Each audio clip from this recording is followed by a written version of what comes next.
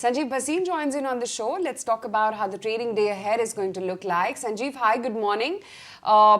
We were chatting about Nalco. What an impressive performance, and what a impressive performance from the stock as well yesterday. 10% move. 13%, Aisha, 13%. At the high point, yes. And I gave you a Valentine gift early in the morning. Don't go by the other TV channel and macro and micro. If you are an economist, you will never make money. I don't want to give gyan, I want to make money. So all your viewers made 13% there, 6% on SBI. Maruti is 11,000. Just reminder of where we stand. And pessimism at all-time highs, telling us that new highs may be there today, tomorrow, or by Monday. Because the left-out feeling is humongous. PSUs are under-owned and results are far better than expected. So who thought that 13% you will get moves in Nalco, in BPCL? So I am very, very confident that the broader market now and Bank Nifty, for me, HDFC Bank has bottomed out for lifetime. It will never go to these levels again. So I am looking at a steady and sure, this is the time to be buying your banks. Okay, let's keep the Valentine cheer going then. Tell us all about the other stocks you love. Anything from the mid and small cap universe? By the way, Aisha, just on a lighter note, I reached Calcutta in the night and I went to someone's house for dinner.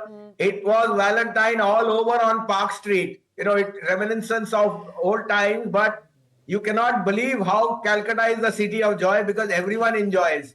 Rather than us who are cramped up in our daily lives, Bombay, Delhi, not. It was really pleasurable to see the people moving about and enjoying the Valentine. And yes, I was the star of the party, given that was bullish in the morning. So Aisha, look, there are certain stocks which I'm very, very bullish. If I just did a channel check yesterday, a couple of days with UPL and the managements, they are now looking to divest some of their assets to reduce debt. And they said that destocking is over. I think agrochemical and pesticide prices are rising higher. Secondly, the Argentine one-time loss of FX is going to come back, and they are relatively confident on double-digit growth coming very, very strongly. Their EBITDA margins were the lowest in last 16 quarters. They are talking of a rebound, and they are very, very sure that a couple of their divestments will play very, very good results. If you recall, yesterday they've invested in a Tanzania crop protection company, which means that they are now spread all over the globe. So that becomes a value pick. My other pick is definitely going to be continuation of NMDC and SBI. I think they are here to stay. And M&M, I think the numbers were far better than expected.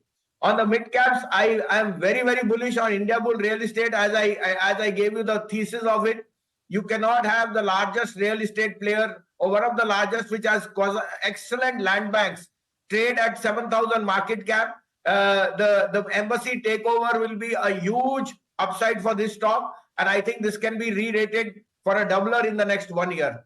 Dhanlaxmi Banks is another stock which has come to very, very attractive levels, closer to 40, 42. Do your shopping over there. Okay, there you have it. Lots of recommendations as always from Sanjiv Bhasin. We'll be getting lots more, so stay with us, Sanjiv. Sanjiv, what's your take then when it comes to some of the stocks within the new age tech space? For instance, we've got fresh brokerage notes that are out on Zomato from CLSA. You've also got a PB Fintech that's in the spotlight. How are you looking at the entire cluster, or anything interesting that's caught your eye within some of the recent listings that we've had? So one difficult call to take, because Paytm has been a part of all portfolios, including ours, and that is diminishing the returns which have come in Zomato and PB Fintech. We think PB Fintech and Zomato are going to be the star performers, notwithstanding what came on insurance today at the Bima thing and so on, which will increase the competition. But I think that these are quasi names. Now in the meantime, you can give this a second look because of the uneasiness of Paytm, the balancing of books. But I think most of the balance in HDFC Bank is done. You've had almost 48,000 crore of HDFC Bank being sold in the last, say, 3 weeks. And I think most of that selling was over ownership, balancing of books. That is all done with. Now all bad news is in the price. So if you are looking for a bargain, and remember, bad news and prices never will always come together. I think this is the time, because I think the equalization of their mortgage side and the NIMS pressure is now in the back burner. I think NIMS will improve, and so will their credit deposit ratio. So we are, as a house, invested as a disclosure, and we think now HDFC Bank is where you should be putting your money, rather than some of the fintechs, which I think will see a lot of shifting amongst each other till the Paytm issue gets some resolution. My only pushback with HDFC Bank is that it's not going to be like a 1 quarter classic turnaround. The bank has gone and said that, look, we will hunker down our growth. Liquidity is tight. And when liquidity is tight, for a bank which was supposed to grow at 17-18%, will certainly grow at 14-15%, not even 14-15%, 12 to 13% actually. That will just push back the estimates for FY26 and FY27. So if you're buying HDFC Bank now, you got to be prepared that, okay, next 2-3 quarters, you may not make a lot of money. Time-wise correction, which is on for HDFC Bank, I think the time-wise correction will continue. For me, the turn for HDFC Bank will come, and that really would be the serious turn when Reserve Bank of India will cut rates. Because that's the time liquidity comes back. The problem for HDFC Bank is not book. It is not growth. It is liquidity. Liquidity comes back, then they'll start expanding. Liquidity comes back, then they'll start, growing a lot of things there. So for me, that really is my personal point with HDFC Bank, that the turn, Sanjiv Bhai, will come when RBI will cut rates and liquidity comes back into the system. Because the size of the bank is so large that it is actually more like a macro, event which will move the needle. Nikunj, and when you have state banks running up 5% every day, then the momentum and the mojo is there. But, the same thing was said for State Bank closer to 280, 300. And now I'll give you a simple call. The NPA balloon will come after 3 years. At that time, you should be totally out of PSUs and into private banks. I'm not saying that there is any drastic change. But most of this big book lending, credit expansion happens at peaks. And generally, banks which are very, very conservative or which are reducing their book are better placed. I'm not making the case. All I'm saying is that it's not rarely that you get a 2-time price to book on a HDFC Bank and an ICICI and Axis also underperforming. This is the time you must take some chips off the PSUs and put it in these banks. Maybe HDFC doesn't do much for 2 weeks or 2 months or 2 quarters, but its history has shown that it has always under-promised and over-delivered. So it's a relative balance within the market cycle, what you want to do. Play momentum in PSUs or be in value in HDFC Bank. Fair point. Okay. I'm going to switch gears and just refer to my sheet actually if I can identify something nice. IRDA. What a rally from yesterday's low.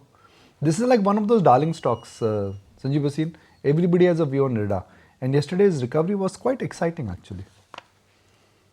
Correct. IRDA, REC, PFC, GAIL, ONGC, you name the PSU, and that is telling you that how much of pessimism was at its highest in the last 2 years. And yet, as yet, you have just started the rally. I think there is still room on the upside. Most mutual funds and the last PMSs who said we'll never touch PSUs are, trying to find a way back. But I would not chase IRDA because I think 4-time, 5-time price to book is not in my comfort zone, even though the lending space, they get cheaper cost of funds and so on. So like I said, you have to do your stock picking. Either you play the momentum, which is very, very strongly on the PSU side, or you look for select value stocks, which are giving you an opportunity and may be consolidating for some time. Also, talk about a stock ITC, and I've got a lot of tweets. Okay, Nikunj, what's your view on ITC and that entire BAT issue? Where is ITC? Let's look at it. Last 1 month, the change is down 12%. Now, nothing was wrong with the numbers. But specifically, if I come to the BAT issue, yes, BAT is looking at selling their stake or reducing their ownership in ITC, let me put it this way. That really could be a function of what the compulsions of BAT are. And BAT, which is British company, they do have a lot of debt. And in order to reduce the debt, they could be looking at reducing the ownership in ITC by about 3 to 4%. That does not mean that BAT is exiting ITC. That does not mean that the strategic presence will come down. At 25%, the strategic ownership in ITC, at 29 or 25, it's pretty much the same. So I will not read this entire move from BAT to reduce a stake in ITC as something which is going to create a permanent supply for ITC shareholders. Look, supply will come. At these levels, you've seen how many block deals are happening where promoters are selling. QIPs are happening. Market conditions are such that supply will come. But given that ITC right now is one of the cheapest FMCG stock, their businesses are firing full cylinders. Tobacco business has stabilized. Now they are the second largest FMCG company. Margins are in double digit in FMCG. Hotel demerger will happen. And then you top it up with the paper business. There is an huge advantage there. We also spoke to Sanjiv Puri on GBS and he was very, very confident about ITC growing in double digit and margins sustaining going forward. Yes, because where agrarian economy is, what's happening to agrarian exports, that could be a pushback. But on the own BAT issue, I think the supply for a name like ITC is likely to be absorbed. Sanjiv Bhasin, do you agree with me? Fully agree with you. I mean, the underlying business is doing extremely well. And if you recall, there was this time when there was an overhang of UTIs, that UTI SF selling, which got absorbed by LIC, and actually LIC was the one which is laughing its way to the bank. So I think, and that was closer to 210 to 20, I think, when the deal took place.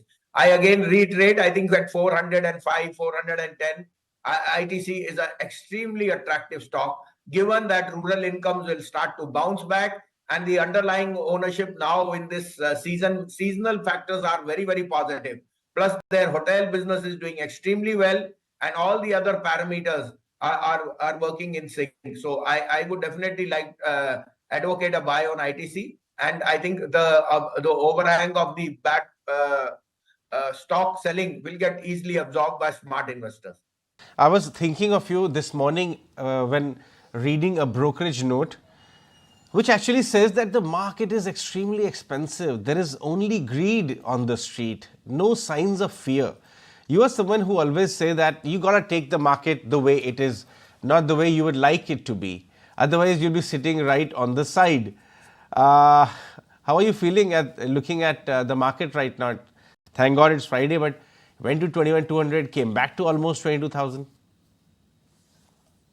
Yeah, good morning. Ajay, greed and fear is in the eyes of the beholder. Nobody can believe that HP, BP, IOC have more than doubled and keep on rising. And State Bank is at 760. So the fence sitters will say this is an expensive market. We want a correction. We will get in. If corrections came because you want to buy, then they will not come. Till those guys who are out of the market will not get sucked in, the market may not be able to give a meaningful correction. As it is, we've seen that the correction lasts for some time. But look at the change of ownership. HDFC Bank lagged for 1 month and Reliance made up that differential. The other stocks which are outperformer have been IT and pharma quietly hitting new highs. So I still think stock specific you can see upside. But to classify that the market is cheap is also will not be in the right mode. However, I reiterate that this is a global liquidity rally. And if you keep watching the Fed inflation numbers, the macros, and become an economist, you will not make money. So stay invested, look for good stocks which are giving you the value, and keep staying in them, because there is no perfect mantra. We will see a correction when it comes, and we will wait for that. But right now, all the microeconomic data seem to be in a very, very sweet spot. Look at how PSUs have performed. The proof of the pudding, Ajay, is only for those who are holding it. And people who shunned PSUs and said stay away, they are now talking for a big correction and overvaluation in PSUs, which is normal. Which part of the PSU is your favorite right now, Sanjiv? You've been riding PSUs in parts for some time now, but there's such a huge list of categories, right? Banks, railways, power, this, that. Which part has got the most juice right now, in your view? Banks? So, three specific stocks. I think ONGC is one stock which has hardly been re-rated. and it is the most under-owned stock as far as ownership goes. If we are talking of energy, then ONGC has to be on your list, irrespective of 270 or 280 or 260. Second is again IOC. I am very, very optimistic on IOC. Again, I have been bullish on it from 95, 100, 110. At 180, you take your call, or 190. Concor and IRCTC are two more plays. And last but not least, NALCO. You can add a HUDCO and an NBCC, which we own from much lower levels, and it is difficult to come out and see, Ajay, the disparity is that some of these stocks have been huge outperformers. To come and stick out a stock which is up 3 times is very difficult. But the uncanny part is that REC, PFC are only got higher in the last 2 years. And if you miss the initial part of the rally, there is no harm in joining in. This goes back to Warren Buffett, who didn't understand technology and stayed away. But in 2016, when he understood Apple, he put big money after it. When you put big money, 50 billion is up 5 times in the last 6 years. So it is like I said, the value lies in your estimates, in your eyes. You have to see where you can put your money. There are no free lunches now with stocks having rallied the way they are. We are seeing value in some other sector stocks in similar trends, and we would be more optimistic or bullish on those. Which ones are those, Sanjiv? Which are those sectors, the kind of optimistic trends that you're seeing? Where's that? So, good morning. Aman, if I can take the biggest wealth creator in the last 1 year, it has to be GQG Capital and Rajiv Jain. When he bought Adani, nobody was thinking of buying, and there was all the talk of debt overhang. Now his latest baby is Vedanta. I think Anil Agarwal has been under the cloud because of debt and merging some of his businesses in one. Now that may have been in parlance with his corporate strategy, but you cannot have cane, Sisa Goa, aluminium, zinc, bauxite, silver, copper, all of them put together. And to add to that, he has 4,790 megawatts of power. He also has bauxite with Balco. He also has Hindustan Zinc. 36% is the dividend yield in Vedanta. And now GQG is buying, say, $1 billion. Now, I'm not saying, do your legwork, but this stock should be 400. And if GQG Capital has the Midas touch, then his stocks don't double, they triple in 1 year. I am looking at something like 550, 560 coming in the next 1 year. And I can see that if Yes Bank is now 1 lakh crore, then at 99,000 crore, Vedanta has enough assets to be at least double the size. Also, their debt reduction is in stream. They are the third on the S&P index of ESG. And the biggest icing on the cake, mind you, will be this Tuticorin copper opening. It used to contribute 40% of India's copper needs. And the Supreme Court taking a big verdict, I think this stock can start to be re-rated from day one. As a disclosure, we have Vedanta in our portfolio. We are adding, and we think Vedanta can be the stock of this year. Wow, Aside from that, I am very, very optimistic on Devyani at 150. I think the food chain, the QSR has seen the worst behind it. At 150, put your money where your mouth is. That is one stock which can outperform. I was just in Calcutta 2 days back, and from my interaction from someone in Bandhan Bank, they said their account openings is now 3.3 crores. And yes, there has been cloud on some of the old uncollateralized loan, but that is all written down. There is no such thing. Now to manage 3.2, 3.3 crore accounts and growing at 15 lakh a month, there will be a little bit of discrepancies which any rating agency can come. But, if I said at sub 200, at a time when their interest spreads are at the best, I think Bandhan is one stock you should own in your portfolio and leave the next 2-3 quarters. This can be a doubler maybe in the next 1.5 years. So you've been very interesting, Bandhan, one of the most unadmired banking stock. You see value in it. And also good to see that, Sanjiv, you're tracking your favorite channel's exclusive stories very closely. The Vedanta one, we broke the story yesterday. Part of it came true in the form of promoter cell entity, cell name has come in, 1700 crore. But our sources say another tranche will happen next week, and the mystery buyer indeed is Mr. Jain. But no confirmations yet. That's the caveat. Positive views coming in from Sanjeev on certain stocks and sectors. And are you smiling year to year with the way M&M panned out in yesterday's trade? Because Ajay was also observing that it's not a synchronized move within the entire auto basket. It's been some select commentary on M&M, and that's led to that stock up 6.5% yesterday. Your views? Yes, Avan, I am smiling from cheek to cheek, and you should also, because 2 days back when all the channels were talking of the 500-point debacle on Dow, the macro numbers, they become economists from being anchors. That's the time you should buy, and I bought the fear, and you saw what happened. Nalco was up 14%, State Bank 6%, and raring to go, and UPL also joined in the rally.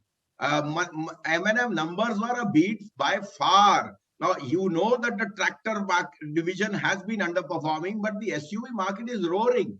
So I think there was a much needed, consolidation in M&M, but that stock is headed higher. And like I pointed out 2 days back, HDFC has bottomed out for the year. Read my lips. You will not get this bang. Hear the language. The mortgage business has seen the highest growth in the last quarter.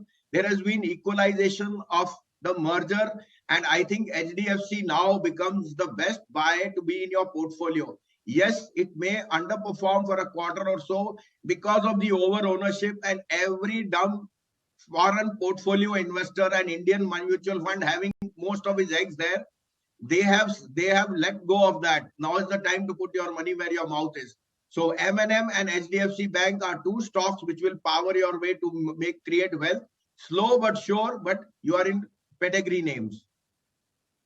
Okay, if there you have it, that's the view coming in on M&M, one of the stars in yesterday's trade. But moving on, Sanjeev, wanted to also get in your thoughts then on the overall outlook when it comes to some of these liquor companies, given that we've got a latest note coming out from Macquarie this morning on United Spirits, and they believe that it's an underperform rating, the market share losses as well as something that's concerning. Your take? Well, millennial drinking is up and going. Piccadilly Agro, which makes Indri, has been the biggest outperformer. United Spirits, I think, was a no-brainer at 550, 600 when we were in it. And now they'll be discerning views on what changes are there. But look, Avan, the mix of alcohol as a beverage is changing with times. So in millennial drinking, I'm a teetotaler, but wine and other ingredients are making their way. Who thought Indri will be the biggest single malt selling, which is now overtaking even large foreign names. So I continue to be bullish on United Spirits. Look, the simple thing is social gatherings, alcohol as a consumption is rising. Millennials are now preferring branded and better pay for what they consume. So I continue to think United Spirits will be a relative performer. The valuations may look stretched. They have 53% of the market share, and Diageo has been actually laughing his way since they picked up the steel because of Vijay Mallya's preference to not let go of Kingfisher and give up McDowell. So I think that was the game changer. They are here for a long period. 53% of the market share is with them, and it continues to be one of our portfolio picks. Sanjeev, seems like liquor consumption could go down in Delhi. Looking that you're out of your bomber jacket, doesn't seem like it's as cold in Delhi anymore. Well, a little bit of Calcutta rubbing in, and yes, Aisha, it has got slightly more tolerable. My throat is also better. And, we've had a superb winter, and this is the best part, February, March, April, where the temperatures are normal, and I think the extreme cold wave is now maybe past. So, like I said, the weather is past. The oncoming of HDFC is a history now. The regulators should wake up and see that they make a market-weighted index, not 36% by one bank, which distorts the total bank nifty, and try and rectify that. And I think HDFC Bank will lead Bank Nifty now. It is going to be Bank Nifty which will outperform all the indices in the next few months. That long wait is going to be over. As Sanjeev, I guess, was the case with Polycab as well yesterday, right? All that damage that the entire sector of wires and cables went through when there were all those ED searches, etc., going on around. A big breakout from Polycab yesterday. You think all that damage is behind us? And, you know, for those who are looking at a fresh entry or looking at adding positions, can, you know, pick up any of these names, either a Polycab, RR Cable, etc.? So we have Finolex in our portfolio, and yesterday the buzz in Calcutta was to buy Polycab. I'm not advocating that, but they seem to suggest that the worst is behind. It was a routine check, and media and TRP ratings overdid it. The ED searches are normal. Arvind Kejriwal has been summoned 7 times. He refuses to go. So I think innocent corporates will be bystanders to what the these regular searches are. And it is difficult to comment on what the thing, but the underlying business remains that Polycab is a very, very sound, on a very sound footing as a brand goes. And I think that one hiccup may have been a buying opportunity unless we get more disclosures from the company, which actually has said that it was just part and parcel of a routine search. In fact, Polycab rebound above the 200-day moving average as well yesterday. That is something to watch out for. Sandeep Sabharwal. Sanjeev, any interesting idea for rest of the day, apart from what you already told us? Well, I've been advocating for you to buy Dhanlakshmi Bank, and I continue to think it's one of the most attractive small mid-cap banks at 1100 crore market cap, which is in agri, which is in gold, which is in MSME, and which has no promoter as visible more than 2% stake. So Dhanlakshmi Bank is one thing which I'm very positive. India Bull Real Estate, I reiterate, you cannot get land bank values at market cap, which is abysmal compared to where land banks are. The merger with Embassy is just a matter of time. I think this stock can be re-rated. As a disclosure, both these stocks are in my personal portfolio and in our client portfolios. Ajay. Okay, Sanjeev, always good to have you on the show. Dhanlakshmi Bank, Indiabulls Real Estate, look out for both those names. And Sandeep,